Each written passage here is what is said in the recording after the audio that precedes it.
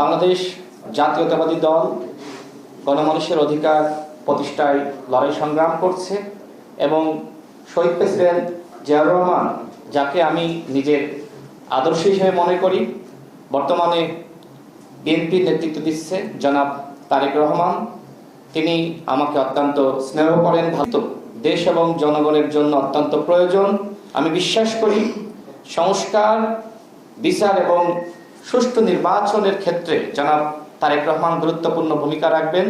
আমি রাশেদ খান আজকে বিএনপিতে যোগদান করেছি এবং জনাব তারেক রহমানের নেতৃত্বে ইনশাআল্লাহ দেশ এবং জনগণের জন্য সংগ্রাম করে যাব, কাজ করে যাব। আসসালামু আলাইকুম। আমি রাশেদ খান আজকে বিএনপিতে যোগদান করেছি। জনাব সালাউদ্দিন আহমেদ এবং আমি রাশেদ খান মহাসচিব যে সময় তিনি গ্রেপ্তার হন, বিএনপির সংগ্রামী মহাসচিব আমাদের সালাউদ্দিন আহমেদ ভাই, তিনি ইন্ডিয়া থাকলেও এই আন্দোলনকে যেভাবে সমন্বয় করেছেন এবং আমার ভূমিকা সম্পর্কে আসলে আমি বলতে চাই না, সালাউদ্দিন আহমেদ ভাই তিনি জানেন, তিনি বলবেন।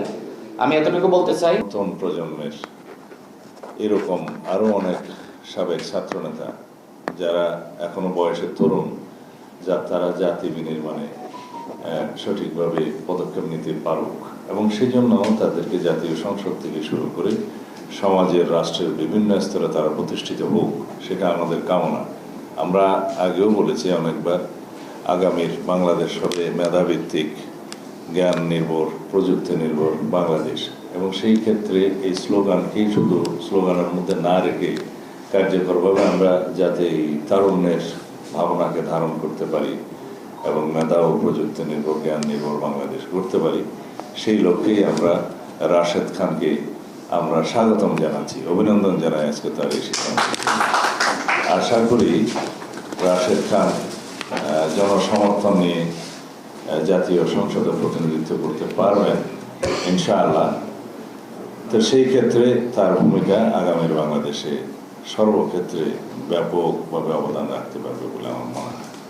আবারও স্বাগত জানাই জনাব রাশেদ খান। রাশেদ খান তিনি ছাত্র অধিকার পরিষদ থেকে শুরু করে গণ অধিকার পরিষদ পর্যন্ত তার যে যাত্রা এবং বিশ্ববিদ্যালয় কেন্দ্রিক যে ছাত্র আন্দোলন গড়ে উঠেছিল, তার যে সাহসী ভূমিকা, তাতে দেশের ছাত্র সমাজের দাবি মানতে তৎকালীন স্বৈরাচারী সরকার বাধ্য হয়েছিল।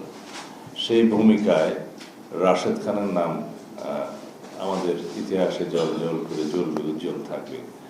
গণ অধিকার পরিষদের সভাপতি নুরুল হক নূর এবং রাশেদ খান বিগত 24-এর ছাত্র গণ অভ্যুত্থানে যে সাহসী ভূমিকা রেখেছে তা আমি জানি, তার মুখেও শুনেছেন, এবং তারা জীবন বাজি রেখে অনেক পদক্ষেপ নিয়ে